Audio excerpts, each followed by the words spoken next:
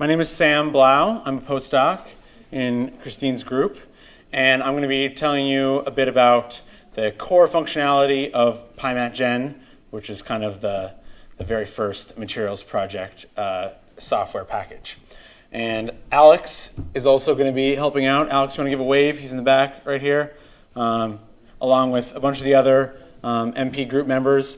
You're actually going to be coding things in this lesson. So the first thing I want to start out with is, does everyone have, well, I guess I'll do these slides first. So I told you we're going to be telling you about Pymatgen. We're going to be building, visualizing, and manipulating crystal structures and molecules. And the notebook can be found on workshop Pymatgen core use. But I want to make a quick point here, which is that you have both an already filled out notebook, Pymatgen core use, and an empty one that you should use to code along with me, Pymatgen core use dash fill in the blanks. So right now, please make sure you're on Matgen 5. You have the fill in the blanks version pulled up. If you do, please put a green sticky. We're going to be using those stickies a bunch this lesson. Anyone that is not able to get access to their notebook, Pymatgen core use, fill in the blanks, please put up a red sticky and raise your hand because we want to get that fixed right now. While you're making sure that you have access to that, I'm just going to give you a little bit more of an intro here. So Pymatgen is the code that powers all the scientific analysis in the materials project. There's a lot of different parts of Pymatgen, but what we're really going to be focusing on today is Pymatgen core. And specifically, we're going to be telling you about molecules, which are made up of sites, which hold elements, or an element, a species, or a composition, along with the coordinate of that site, of that atom. And just basically the same idea, but slightly more complicated, is a structure, which is basically just exactly like a molecule, but now instead of just having sites, you have sites and a lattice.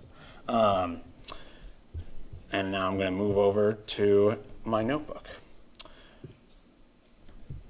All right, so Pymatgen stands for Python Materials Genomics. It powers all the analysis of MP, has lots of robust and efficient libraries for handling structures, molecules, and generation of materials data. And first thing that we want to do is just make sure that we have Pymatgen installed. So there's also a bit more at the top of the notebook. For instance, where you can find help, and all of these links are in your notebook for general help, to report bugs, to have discussions on our forums, other example notebooks as well. And we love when people request new features. Pymatgen is always under development, so don't be shy. Request new features, implement them yourself, submit a pull request. This is what makes the materials project so powerful, is all the contributors from all over the world. All right, so in our Jupyter notebook, let's make sure we have Pymatgen installed. So we can just import Pymatgen and shouldn't get any errors or any warnings or any problems. If you do, please, red sticky, hand up. The other thing that we can do,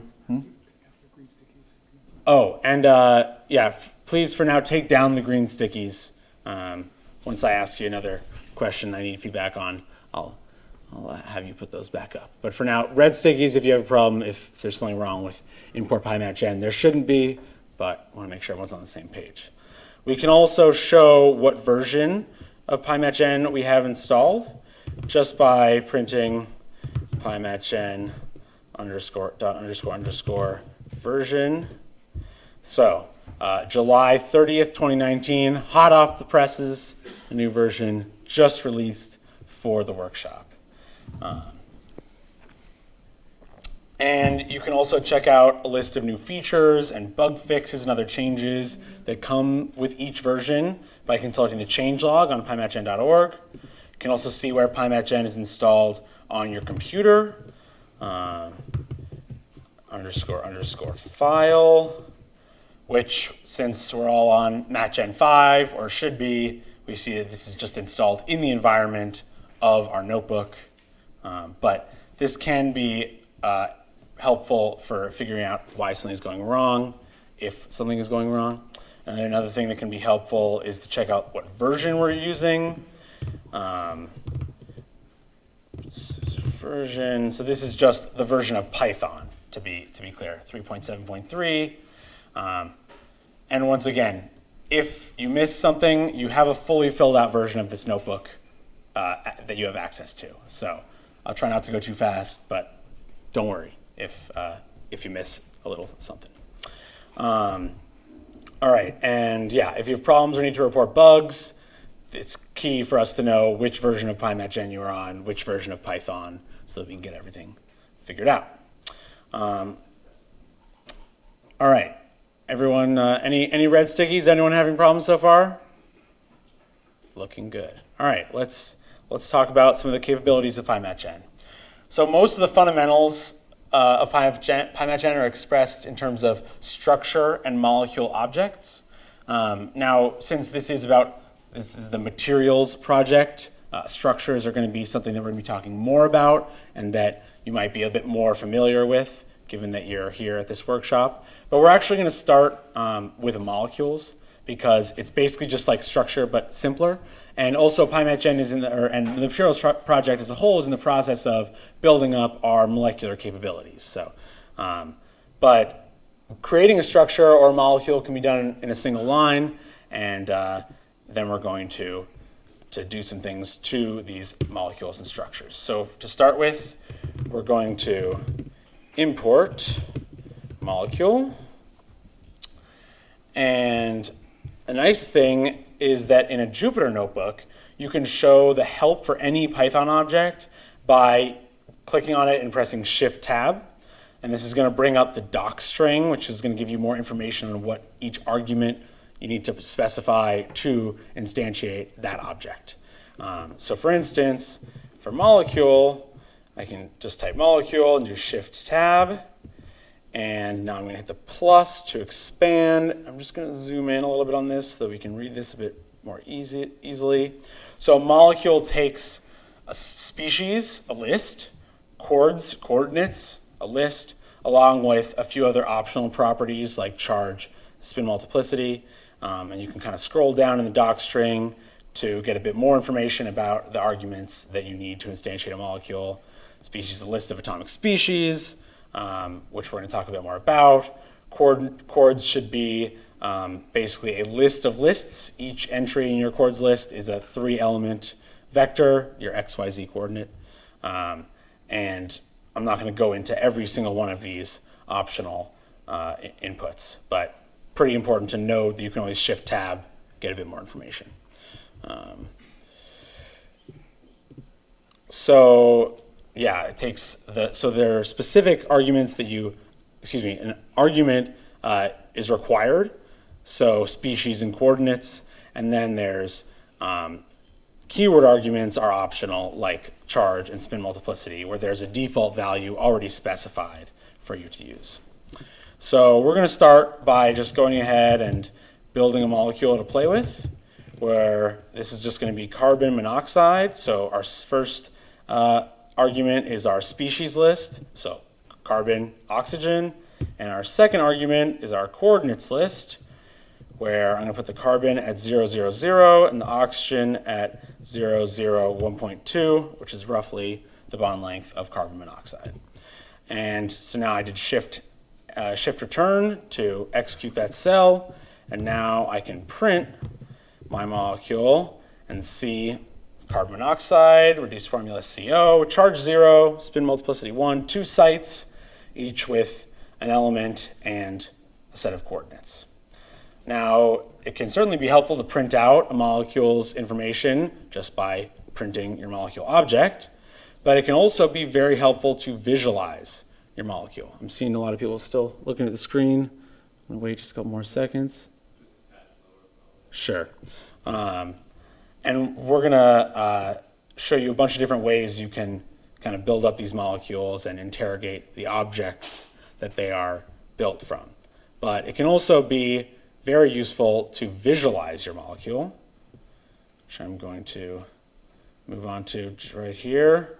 Now, the capability that we're going to use right now is still under development and not yet fully released, but it's part of a materials project software package called Crystal Toolkit.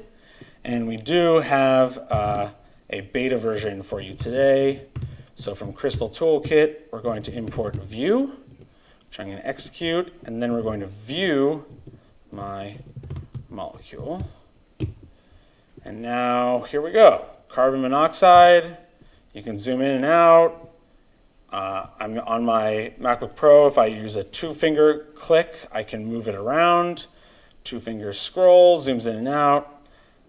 Nice, pretty molecule that with Viewer that we've been working hard to get up and running. I'm going to take, what was that?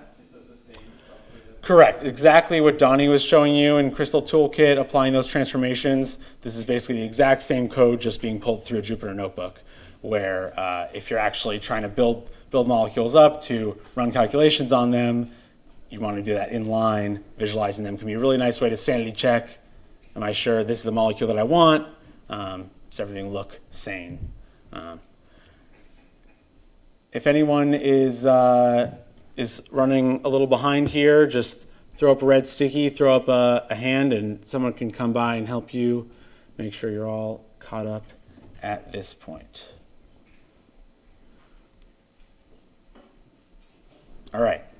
So besides just instantiating quick little carbon monoxide, we can also think about what's in a molecule. And specifically, a molecule has a bunch of properties, such as Cartesian coordinates of your sites. I can do my molecule.cart chords. I'm just going to throw a print in front of that and execute it. And here's our 2 3-element vectors that we instantiated when we built our molecule, 0, 0, 0 and 0, 0, 1.2. We could also look at some properties that are computed on the fly, such as the molecule's center of mass.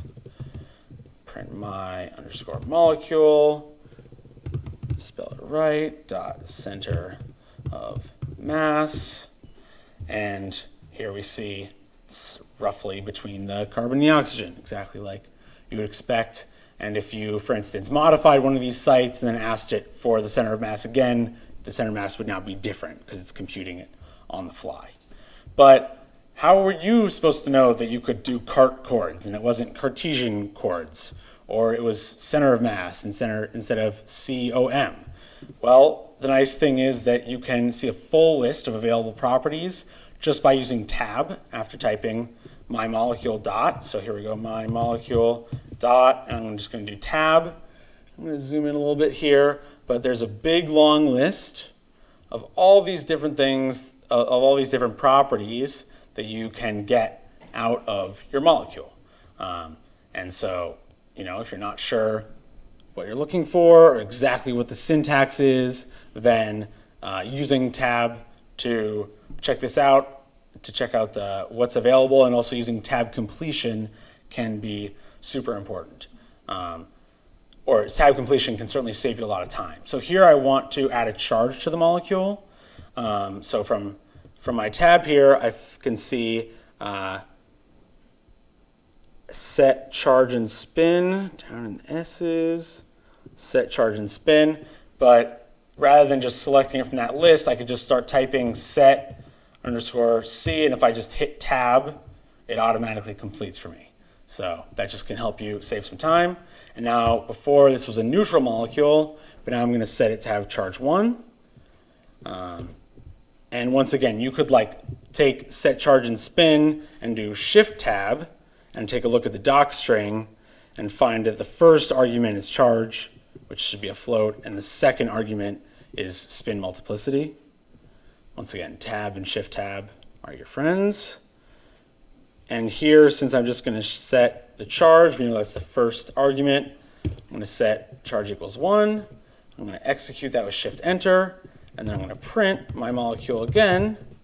And now we can see charge 1. The spin multiplicity was automatically incremented up to 2 because there's now an unpaired electron, which means we have spins up and down. That's a doublet. So it automatically handled modifying the spin multiplicity for you. Now, a molecule is essentially just a list of site objects. And we can access these sites just like we would a list in Python. So if we want to see the total number of sites in a molecule, we can just ask for the length of our molecule, which is 2, the number of sites that we instantiated. We can also just access the first site by just like we'd access the first element of a list. Remember, Python is a 0-index language, so we can just show my molecule under bracket 0. And it's a site that's a carbon, so it tells you what element it is, as well as your Cartesian coordinates. Now, a site object contains information about the site's identity. So we're going to move on here and just instantiate site 0 equals my molecule of 0. So now we've just kind of grabbed that first site object and set it to the name site 0. And now we can, now we can, for instance, take a look at the coordinates on our site, which is an array 0, 0, 0. We can look at the species on our site, which is our element carbon.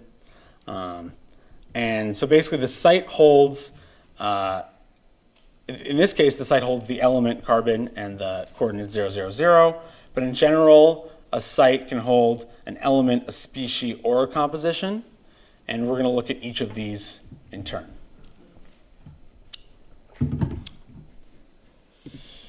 So we're going to start by importing from Pymatgen, import element, species, and composition,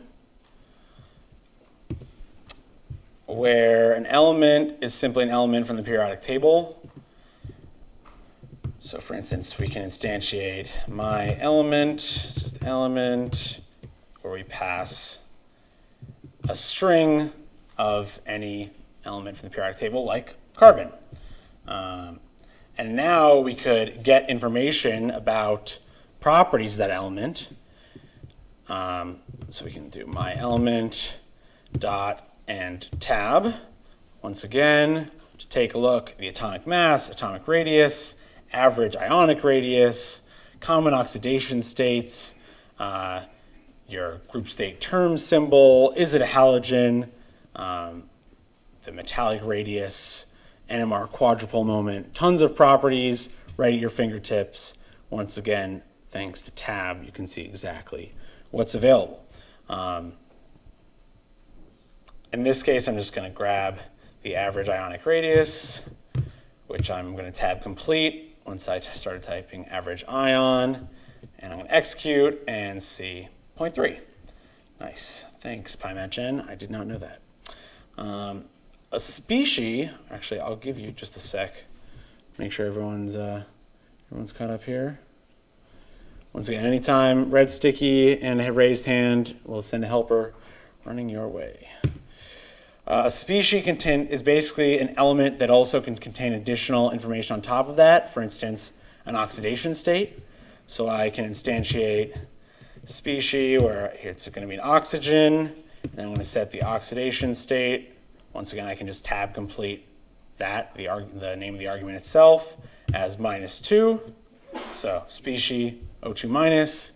You can also grab that, make the exact same species directly from a string by saying species.from string O2 minus, and that's exactly the same object as we created before.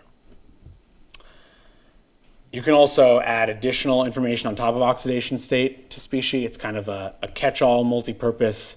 I want to make an element that has other properties on top of it, which, who knows what type of science you're trying to do. It could be very useful. Finally, a composition object can hold different amounts of elements or species. Not very realistic for molecules, but especially for disordered structures, you might want to make a site that has half gold and half copper. So you could do composition, and this one Here we can take a look with Shift Tab and see, oh joy, and see that the argument should be a dictionary based on these brackets, where you have Python dictionary is represented with these curly brackets, and we're going to have the key value pair is going to be the key is going to be the element, and the value is going to be the amount. So I'm going to create a composition here defining a dictionary where I have gold as 0.5 and copper as 0.5. Shift enter, composition object, half gold, half copper. So basically when we construct a molecule, the input argument is automatically converted into a list of elements, species, or composition. So we made our carbon monoxide and we gave the input argument C, O. That was internally converted into element C, element O. All right, so now we get to give you a bit of hands-on experience in the form of an exercise. So I'd like everyone to construct the linear HCN molecule, where each bond distance is the sum of the two atomic radii. And just as kind of a sanity check, the atomic spheres should not substantially overlap. So I'm going to give you maybe 3 to 5 minutes to do this. So in the end, we're actually going to visualize the HCN. Everyone's going to visualize theirs and make sure it looks right. You've created an HCN effectively, and you're going to need to access the properties of elements, specifically their atomic radii. So take 5 minutes. I'm going to be coming around to help. Alex coming around to help. If you're having problems, put up a red sticky, raise your hand. If you think you've constructed a perfect HCN and you've also visualized it, throw up a green sticky, and we'll be back together in just a few minutes. All right, I know not everyone has finished. In fact, I only see a few green stickies, but we've got a couple other exercises coming later, so I'm just going to go over this one real quick, and hopefully there was some productive struggle. So the way I mean, you could do this on one line if you really wanted to write one behemoth line, but the way I like to do it was really simply breaking out each atomic radius into its own object or its own instantiated variable. So I'm defining hrad as element h dot atomic radius. Then I'm going to do the same for C, the C atomic radius, and the N atomic radius. And then I'm going to define the HC bond distance as the H radius plus the C radius, and the CN bond distance as the C radius plus the N radius. Then I'm going to define each position. So I'm going to put, this is a linear molecule, so we only need to deal with one of our 3 Cartesian directions. So basically the molecule, all 3 of the elements are going to have positions 0, 0, something. So that's something I'm going to define as the position of the H. I'm just going to put it 0. The carbon now needs to be the H position plus the HC bond distance. Right? I mean, it starts at 0 where H is, H position plus how far away should the C be, the bond distance there. Now the N position should be at the carbon position plus the CN bond distance. And now we can instantiate our molecule as H, C, N. That's our first argument, our list of elements. And now we need our list of coordinates. So the H is at 0, 0, H pause. The C is at 0, 0, C pause. And the N is at 0, 0, N pause. And then I'm going to view HCN. And here we go. Got a nice, pretty looking HCN. Now, one thing to note, the approximation of adding together 2 atomic radii to get a bond distance, not bad for a single bond. HCN, that CN is a triple bond, not a very good approximation there. So if you Google it, you'd find that it's actually about 0.2 angstroms shorter. So you can kind of take 2 atomic radii added together minus 1 times the number of bond order over single. Anyway, just a note. So that's our wrap-up exercise for molecules, and now we're going to move on to structures and lattices. And just remember this, once again, this whole solution to this exercise is available in the already filled out notebook that you have access to. But before I move on, any questions?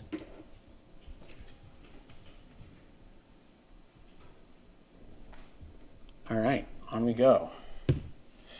So, creating a structure is very similar to creating a molecule. Basically, it's exactly the same, except we also have to specify a lattice. So we're going to start by importing from Pymatgen, import structure and lattice. And you may notice that I tab completed both of those. Again, it can save you some time. All I typed was st, tab to structure, comma, la, tab to lattice. Just little tips that can save you some time. And a lattice can be created in a few different ways. And one way is basically inputting a 3x3 matrix describing the individual lattice vectors. For example, a cubic lattice of length 5 angstrom, I would instantiate like so. My lattice equals lattice, open paren. So this is a list of lists, just like our coordinates were before. So each element is a 3 vector, and we have a 3 element list, each element being 3 vectors. So 5, 0, 0, 0, 5, 0, and 0, 0, 5. And now we can go ahead and take a look at this myLattice object and see the ABC values, 555, 90-degree angles all around, gives us our volume of our lattice as well as our 3 lattice vectors, which we've just instantiated. We can also create a lattice from its lattice parameters, ABC, alpha, beta, gamma. So here I'm going to do my lattice 2 is lattice.from parameters 5, and once again we can do shift tab here to see the doc string. So it should be, the parameters are A, B, C, alpha, beta, and gamma in that order. So I'm going to do 5, 5, 5, 90, 90, 90. The other thing that we could do, since we know we have a cubic lattice, and thus A equals B equals C and alpha equals beta equals gamma, we can simply put my lattice 3 is lattice.cubic 5, where once again we can take a look at the doc string and see that the argument is a float, which is just our A value. And we confirm that these lattices are all exactly the same by just comparing them. My lattice equals my lattice underscore 2 equals my lattice underscore 3. True. So 3 different ways to instantiate exactly the same lattice. Any questions? Anyone behind? Good, good, good. All right. So now that we're familiar with lattices, at least have cursory familiarity, we can go ahead and create a simple crystal structure. So we're going to start with body-centered cubic iron. BCCFE is what I'm going to name it. And it's a structure now, which we can once again take a look at the doc string. We see it takes a lattice and then species and coordinates. So exactly like a molecule, but just starting with this lattice object. So we're going to take lattice.cubic and body BCC iron A is 2.8, and it has 2 irons in its primitive cell, and they're at positions 0, 0, 0, and 0.5, 0.5, 0.5. And then we can print our body-centered cubic iron and see the full formula, the reduced formula, our ABC, our angles, our sites, basically exactly what we've already given it.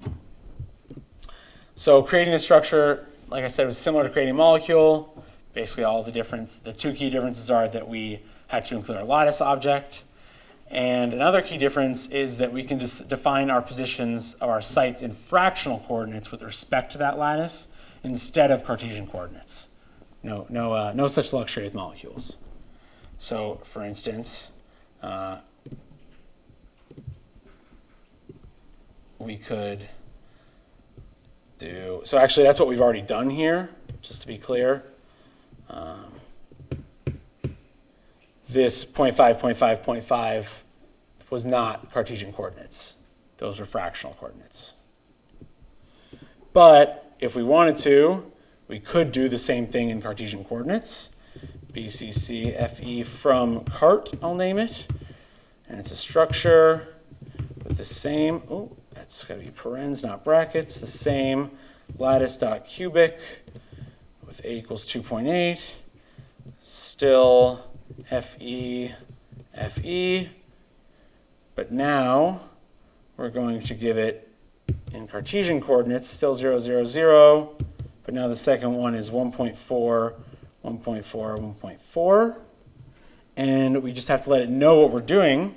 Specifically, we're going to give it chords are Cartesian equals true, or once again, you could use Shift-Tab to figure out what exactly you need to set there. And then we can print from cart, and we can check that both structures are equivalent, just like we did before, by saying BCCFE equals BCCFE from cart. True. Lots of flexible ways to do the same thing. And also, similar to molecule, we can access properties of the structure, such as its volume, BCCFE.volume, 21.95 angstroms cubed. And we can visualize the structure, good old view, BCCFE. But we're basically, by default, all we're seeing here with view is the lattice we've specified and the 2 sites we've explicitly specified. But that's maybe not exactly how you're used to seeing iron or a structure in general. You're probably used to seeing it where the image atoms are also shown in the unit cell. So we can do that by saying view BCCFE, comma, draw image atoms equals true. Now that's probably a bit more like what you're used to seeing. Nice BCC unit cell of iron. Any questions? All right. Oh yeah, quick note, the bonds are displayed here just based off distance cutoffs. As the view functionality becomes more mature, there'll be documentation about how to use different cutoffs or different ways to determine what bonds should or shouldn't be visualized. So we can also create a structure directly from a space group. So for instance, sticking with BCC iron, I'm going to do structure.from space group. And the space group of BCC iron is IM-3M. Sorry if I'm not saying that right. I'm more of a molecules guy myself, actually. And we still have to specify the lattice dot cubic, still with 2.8. But now we don't need to specify both of the irons, just one. The second one is going to be taken care of by our space group. But of course, we still need our 0, 0, 0. And then we can go ahead, oops. We can go ahead and print the BCC iron. Aha, I can spell. And exactly the same structure that we've already made a few times now, but slightly less work as long as you knew the space group. What's up, John? Can you set the resolution to optimize for your MacBook and not reject it? Just system prefs display. Oh boy. Let's all look at my email.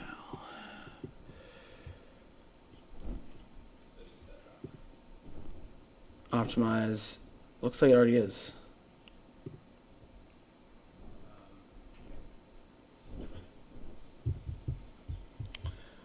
All right. Hopefully the resolution isn't too big of a problem. So I know you're all super excited about BCC iron. You all came here to learn just about that structure. But to just start this, yeah? Will you give an error if you choose the wrong lattice type? Let's find out. What else can we do besides cubic? We could do hexagonal. Great. In which case I need to specify. Oh, that's annoying. It's still tab complete analogous hexagonal. Here we go. A and C. So let's do 2.8 and 3.0. Definitely an error. It's incompatible with the specified space group. Good call. Good example. So moving on to maybe a slightly more interesting structure. Salt. Something we all like using in our food. Structure from space group. The space group of rock salt is FM-3M. It's also a cubic lattice. 5.692 is our lattice parameter. Now we have a sodium plus and a chlorine minus. Yeah? Aha, thank you. From space group. See, I was really intentionally trying to give me an error so I could show you some live debugging, but you caught it before I could get there. Good job. Where in our primitive unit cell, we have 0, 0, 0 as the sodium and 0.5, 0.5, 0.5 is the chlorine, where that's defined in fractional coordinates. And I'm going to go ahead and print that structure, and I'm going to go ahead and visualize that structure. So we have a nice cube of sodiums and chlorines, and now we really got to skip a bunch of the work here by using our from space group. It would have been pretty annoying to specify each site and its coordinates. And the other thing is that besides using space groups to build structures, we can also get the space group from a structure. So specifically, we can do nacl.get space group info, and it'll tell you that it's FM-3M, where 225 is the space group number.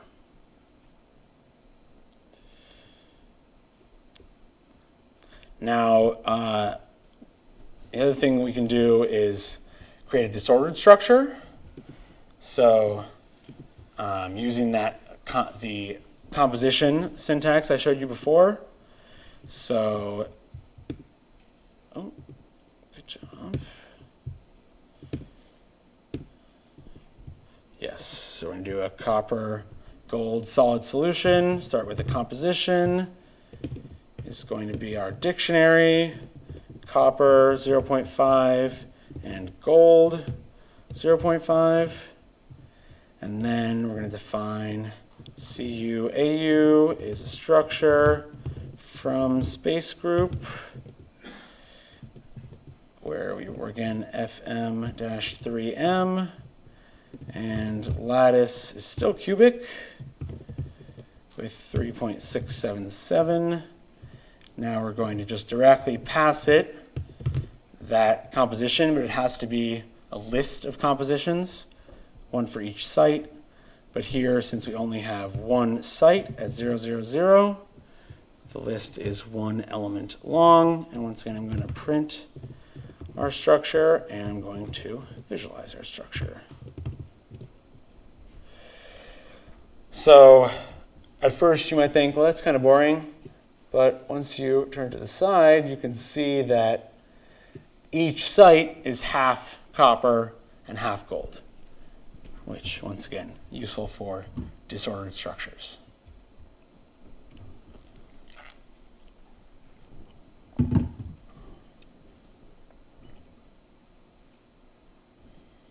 Any questions? Am I moving at the right pace? People able to stick with me and not get bored? Hopefully. All right, so maybe a bit more interesting is modifying a structure. And that's going to be the subject of much of the rest of the lesson. So for instance, you can create a supercell by multiplying a structure by a number of repeats.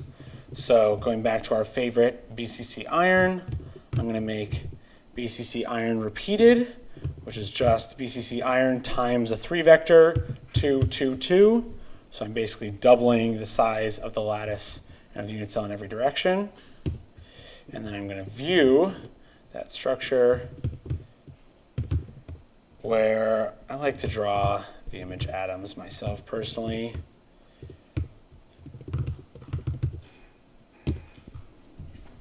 And we're going to get a bigger box, twice as big in every direction, a bit more interesting to look at. I guess the resolution is mostly just an issue in visualizing structures. It's a bit dark, but maybe zooming in helps a little bit. All right, so that's a little bit more interesting. We could also remove a site from our structure. So going back to salt, we can do remove underscore sites. And let's do a quick look at the doc string here. So we need to pass it we need to specify our indices. So, all right, why don't I just give it an index 0? It's going to tell me no. I don't want a number. I want a list of indices, right? It didn't say index, it was indices. It's actually looking for a list of indexes. So even though we're only doing one site that we're removing, it still needs to be a list. So that 0 needs to be in brackets. And now if we evaluate this type error is going to go away. But we're also going to view our new structure. And aha, the corner is now missing. Now, you'll note, I've really modified our NaCl object here. So I didn't make a new object. So now, NaCl, if I wanted it to go back to looking like it did before, I'd have to reinstantiate it from, with the structure from space group. Because right now that site is just gone in that structure object. So we've modified the underlying data structures. We've removed one of the site objects. We could also replace a site. For instance, I could cl.replace. Now here, once again, we're looking at the doc string. Here, it is asking for I, not a list of indices, but an index, one single index I, and the species we want to replace it with. So I'm going to do nacl.replace 0, comma, string k. So I'm going to replace what is now our 0th site, which is different than before because we removed what was previously our 0th site. And we're going to replace that. So this should be, if we kind of go back up when we print it out, salt, our first site was that corner sodium at 000, which we removed. Our second one was the sodium at 0.5.5. So that's this upper corner. So now quickly moving all the way back to where I was. Hopefully that's not disorienting. If we replace this site and view, now our corner is still gone. Still the same object we're operating on. And now our upper corner sodium is now a potassium, nice and purple. We could also translate a site where I'm going to take that potassium, move it around, translate sites. Then maybe the fact that it's plural, translate sites, should tip you off to the fact that now, again, you need a list of site indices. So I'm going to do list 0, and I'm going to translate that by the vector 0, 0.10. So I'm going to move it, increase its position by 0.1 in the y direction. And we're going to view our new structure. So now that potassium has moved upwards, exactly like we wanted it to. And since these bonds for the viewer are being generated on the fly, it said, oh, now that distance is large enough. I don't think there's a bond there. And our viewer no longer shows us a vertical connection between those two parts of our unit cell. We can also take a look at lattice volume. For instance, just by printing nacl.volume. And we can modify that volume, nacl.scale lattice. So I'm going to make that volume up to 200 now. And now if we take a look at volume, it's 200. And even more so, we could print our NaCl. And basically, by scaling that lattice volume, we have modified our lattice vectors to give the volume that we have told it to give us now. We say we want a volume of our lattice to be 200. It scales the vectors accordingly. Now, there are a lot more transformations available in Pymatgen that are more complicated. Yeah? Can you toggle if the atom positions get scaled to or not? Well, in this case, the atom positions are defined by fractional coordinates. So if you change the lattice, the displayed fractional coordinates are going to stay the same. But if you converted them into Cartesian coordinates, then they would be different because that's applying your lattice vector to your fractional positions. But good question.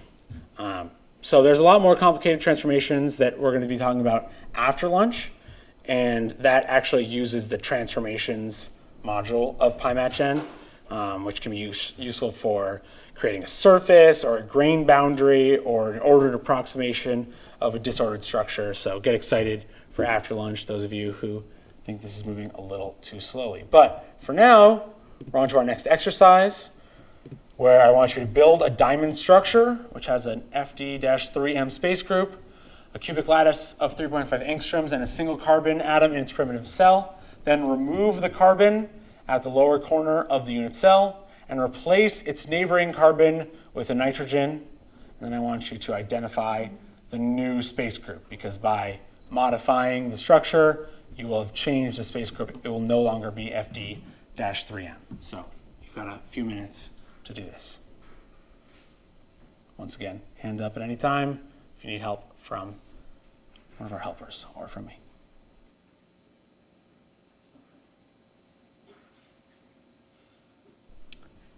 All right, we still have one more exercise to get to, so I'm going to go ahead and go over this one. So we start by instantiating diamond as structure, I swear I can spell, from space group FD-3M, where we have a cubic lattice of 3.5, a single carbon in our primitive cell at 0, 0, 0.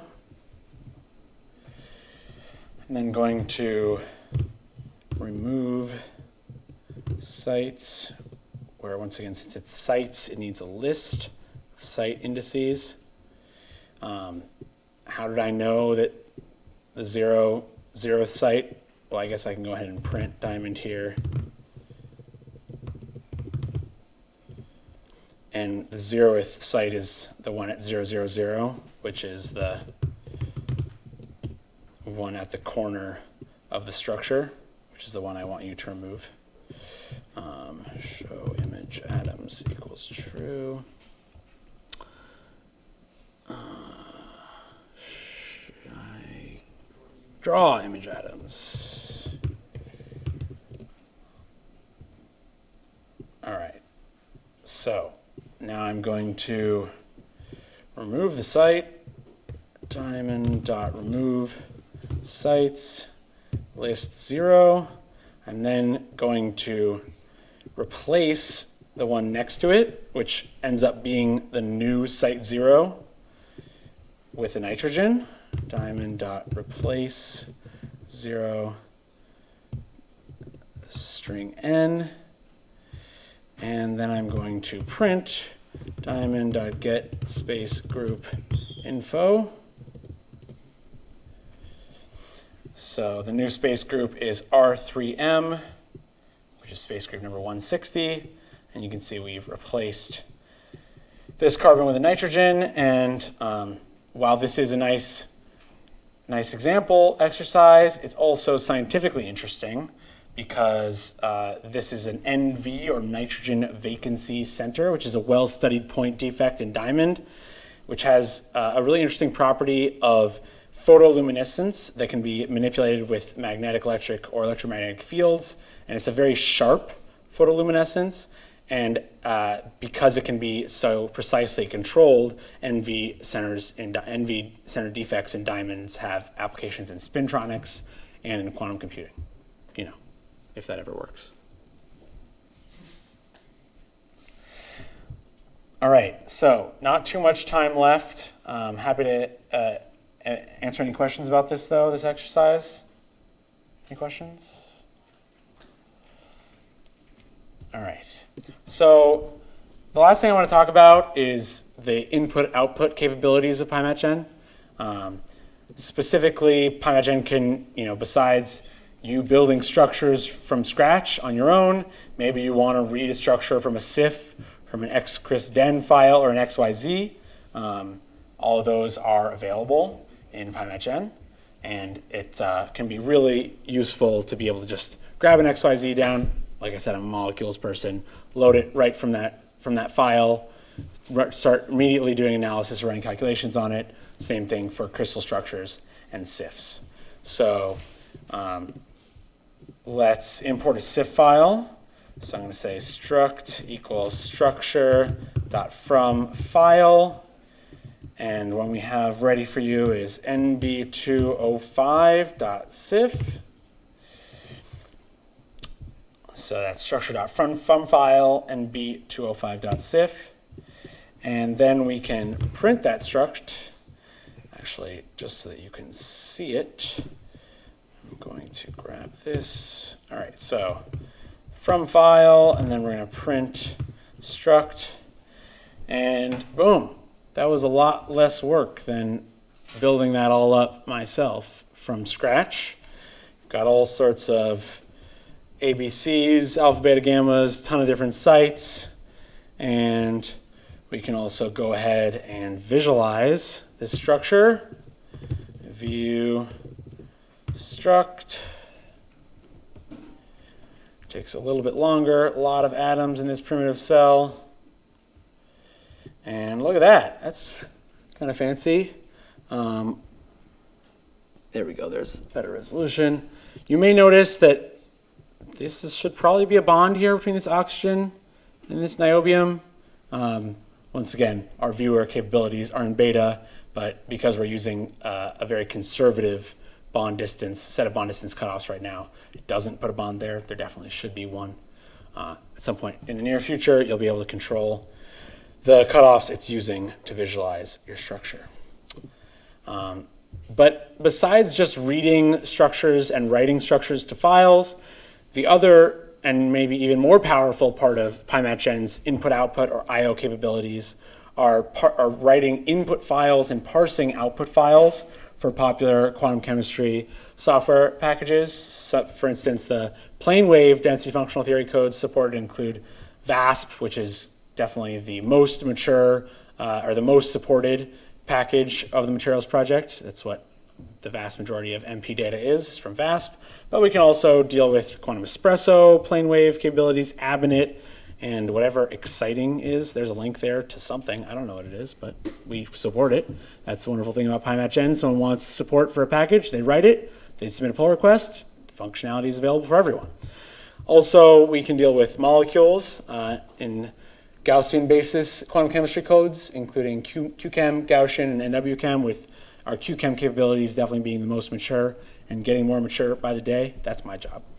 And many others, including IDA, FEF, LAMPS, blah, blah, blah. Each one of these is a link to the website of the code itself, and you can find a lot more documentation for all these capabilities at pymatgen.io. And a thing that's really nice, especially for VASP and QChem, is that we have basically experts in each of these codes that spend a lot of time thinking about what the best defaults should be for various situations. So if you just give it a structure, you tell it what property you want, you tell it to write a VASP input file, there's a ton of information and experience built in. There's going to be all these different flags set that is going to give your calculation the best chance of yielding an accurate value without you having to have any of that expertise. All of MP's expertise is built right into the input file generation, especially for VASP and QChem, which have mature default input sets. All right, so let's actually do a little bit of coding here before we get off to lunch. But before we do, let's talk a little bit about something called MSonable. So this is basically all objects in the materials project codes are MSonable. This stands for Monty JSON, which comes from the Monty package. And the key point here is that anything that's MSonable can be easily converted to and from the JSON file format. This is very important because when we store things in Mongo databases, it uses JSONs. So you can just dump a structure to a JSON, throw that right into a database. You can read it right back from that JSON file, right back into Pymatgen to do a calculation on it or modify the structure further. So basically anything that's MSonable will have an asdict and fromdict method, as well as we can also use the helper functions dumpfn and loadfn to dump directly to a file, an object directly to a file, or load an object directly from a file. For instance, you can do this for the structure object, but you can also do this with a list of structure objects or all sorts of more complicated objects. Let's say you want to send it to a collaborator, to print it to a text file, and they have to figure out a way to parse that text file. Total mess. Here, loadfn, dumpfn are your friends. And so actually in just a couple minutes, I'm going to have everyone find a partner. You're going to do a transformation on a structure. You're going to dump that to a file. You're going to swap files with your partner, whether with email or with Slack or whatever you want to use. Then you're going to load that from a file and deduce the transformations they've made. I'll tell you about that in just a sec. But first, let's load these functions, dumpfn and loadfn. So we're loading from monty.serialization import dumpfn, loadfn. And then we're going to just play with objects we already have here. Dumpfn, once again, the most interesting, BCC iron, BCC Fe. So when you're using dumpfn, you have to tell it what object you're trying to dump to a file, which here is our BCC_Fe structure object. And then you have to tell it the name of the file you want to dump to, which here is going to be BCC_Fe.json. And then we could also load from that exact structure. I'm going to call it new struct, load fn, and we're just going to load that JSON, BCCFE.json. I'm going to show you that in just a sec, but also just going to demonstrate that we can load much more complicated objects, such as this li20 band structure.json. I know we haven't talked about band structures yet, but just to kind of demonstrate that we can load much more complicated things. So I just executed the cell, so I've dumped this JSON, I've then gone ahead and loaded it, I've also loaded this band structure. And now we can go ahead and take a look at bcc.fe._fe.asDict. So it tells you that this object was from the module pymatgen.core.structure, class structure. All of this information, basically, it helps it if you want to rebuild it, or when you rebuild it into an actual object, and you use from dict. This is basically an instruction set telling it what classes it's going to use. And then it basically just has all the information that we've seen a million times now: the lattice, ABC, alpha, beta, gamma, the volume, the sites, the properties, the species. But we can also take a look at that band structure, .asDict, and this has a heck of a lot more information. You can see how small the cursor is on the right here. Ton of information. I'm not going to get into details at all about this. I just kind of wanted to show you that you can easily convert extremely complicated objects to dictionaries, which is crucial for dumping them to files. All right, so last exercise before lunch. We're going to be dealing with barium titanate. So I'm going to give us about 10 minutes for this. You're going to need to find a partner. First thing you're going to do, though, is you're going to load BATIO3 from its CIF, which is named exactly like you'd expect. You're then going to replace the barium with a new element with atomic number equal to the day of the month you were born. So I was born on May 1st, so I'd be replacing barium with hydrogen.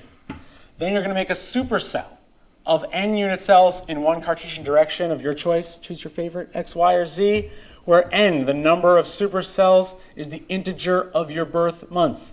I was born in May. May is 5. I would make a supercell 5 long or tall or wide. Then, I still say Zulip.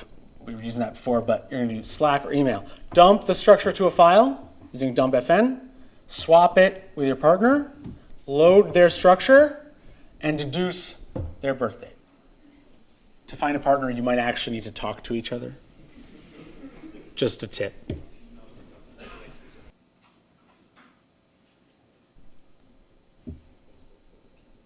All right, I'm just going to talk about the first part of this because I really want you to be dumping and loading structures so you can learn each other's birthdays because that's super important.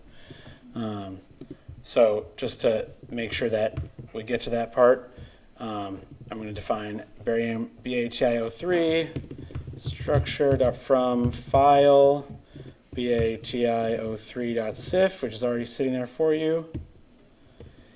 Then you can use BATIO3.replace.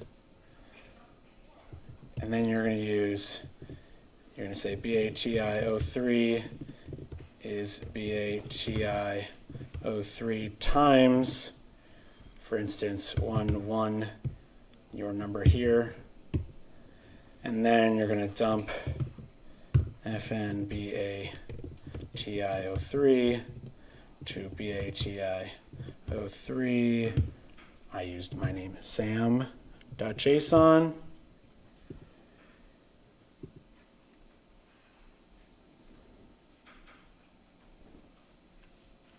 And then you need to swap. But they're on matchn 5. Has anyone figured out, has anyone actually managed to swap their files with their partner yet? This lady needs a partner. Someone help her out. There you go. Yeah, he'll show it now. Like it should dump it here in the directory you're running at.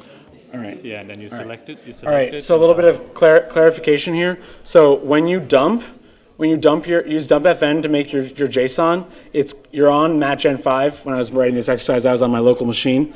So it's going to dump right to this, somewhere in this directory, right here in your working directory, at which point you can select it. So for instance, I'm going to replace 0 with hydrogen because I was born on May 1st, and I'm going to make 5, a supercell of 5, and then I dump fn BATIO3 underscore sam.json. So now if I go over here it is, BATIO3 underscore sam.json, and I can select it and do download. And now it's on your local machine in your downloads folder, and now you can Slack it or email it or whatever you want to do. So dump it, select it, hit download, and then load their JSON, visualize it, and interrogate it to figure out their birthday.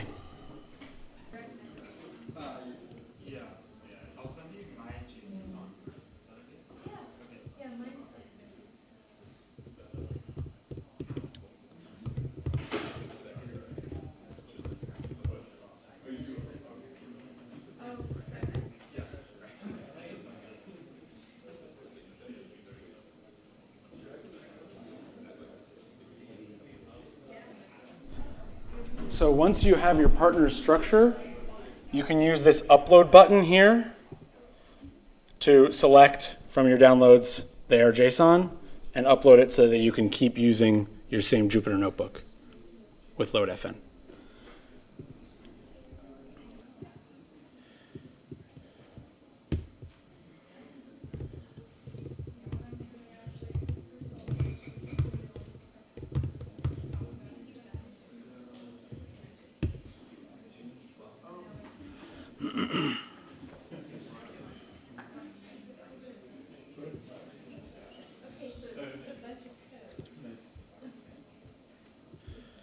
If you use LoadFN, it should immediately, you can instantiate it as an object, right? So you dump it to a JSON, then you've got to swap with your partner, upload it into the matgen 5 container, and then you can load it. And then if you view here, since I was born in May, you can see five supercells. And if you printed the structure, you'd see that rather than barium, you have hydrogen. So I was born May 1st. And if you are done and you know your partner's birth date, feel free to go head out and grab some lunch. And if you haven't quite gotten there but don't want to deal with finishing, then that's understandable too, and feel free to go out and get some lunch. Yeah, I just want to leave this up.